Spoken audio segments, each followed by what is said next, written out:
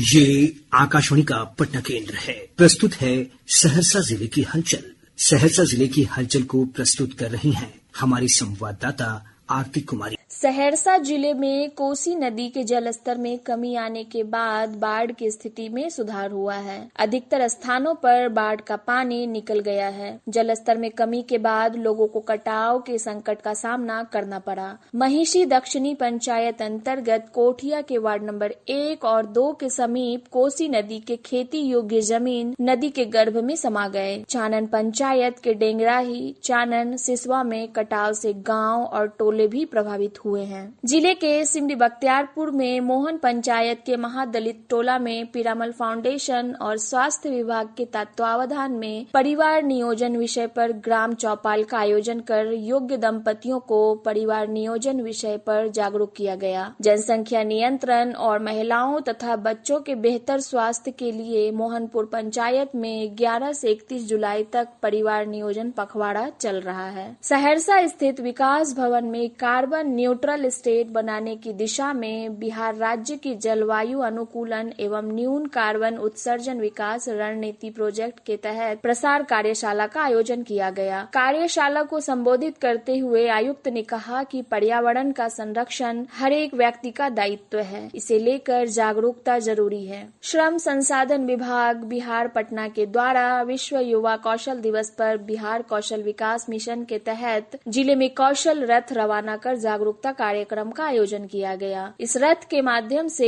NCS निबंधन, tool kit, study kit, job camp, नियोजन मेला, दिव्यांगजनों के विशेष सेमिनार, करियर मार्गदर्शन, digital library, KYP, domain skill आदि योजनाओं के बारे में जानकारी दी गई। वहीं इस अवसर पर प्रभात फेरी निकालकर जन जन तक कौशल संवर्धन का संदेश पहुंचाने का प्रयास किया गया। यह कार्यक्रम बिहार कौशल विकास मिशन के निर्देश पर कराया गया। इस अवसर पर अवर प्रादेशिक नियोजनालय सहरसा के द्वारा युवा प्रतिभागियों के बीच निबंध लेखन प्रतियोगिता का आयोजन भी किया गया। सहरसा से सुपौल और मधेपुरा के लिए एक जोड़ी नई मेमो ट्रेन का परिचालन शुरू किया गया है। स्थानीय सांसद दिनेश चंद्र यादव और विधायक आलोक रंजन ने दोनों ट्रेनों को हरी झंडी दिखाकर रवाना किया। और अब सुनिए सुपौल जिले की हलचल। सुपौल जिले की हलचल को प्रस्तुत कर रहे हैं हमारे संवाददाता रविशंकर चौधरी। सुपौल जिले में कोसी नदी के जलस्तर में कमी आने के बाद बाढ़ की स्थिति में सुधार हो रहा है। कई ऊंचे स्थानों से बाढ़ का पानी निकल चुका है। हालांकि निचले इलाकों में अभी भी बाढ़ का पानी जमा हुआ है। जिले के 5 प्रखंड सुपौल सदर, किशनपुर, मरौना,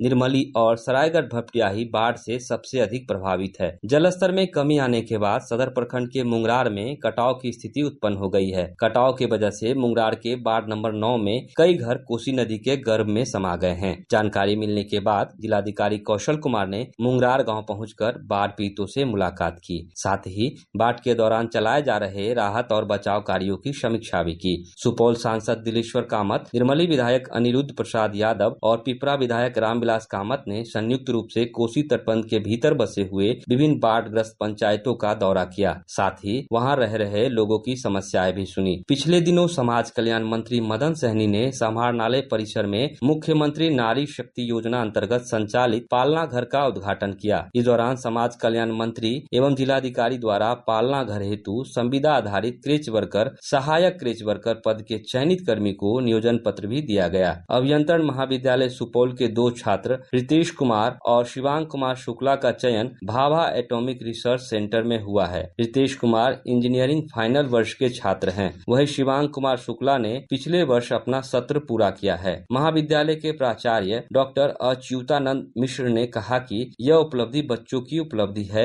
और हमें दोनों छात्रों ने अपनी सफलता से गौरवान्वित किया है। हम उनकी उज्जवल भविष्य की कामना करते हैं। एसएसबी 45वीं बटालियन वीरपुर और इसकी सभी सीमा चौकियों द्वारा पर्यावरण के संरक्षण हेतु बृहद पैमाने पर पौधारोपण किया गया। कमांडेंट गौरव सिंह ने बताया कि पर्यावरण और जीवन का हमेशा से ही अटूट संबंध रहा है। सिविल सर्जन ललन कुमार ठाकुर द्वारा मिशन परिवार विकास अभियान अंतर्गत जनसंख्या स्थिरीकरण पखवाड़ा के अवसर पर सदर अस्पताल सुपौल में स्वास्थ्य मेला का उद्घाटन किया गया। अभी आप सुन रहे थे सहरसा जिले और सुपौल जिले की हलचल। सहरसा जिले की हलचल को प्रस्तुत कर रहे थे हमारी संवाददाता आरती कुमारी, जबकि सुपौल जिले की हलचल को पेश किया हमारे संवाददाता रविशंकर चौधरी ने।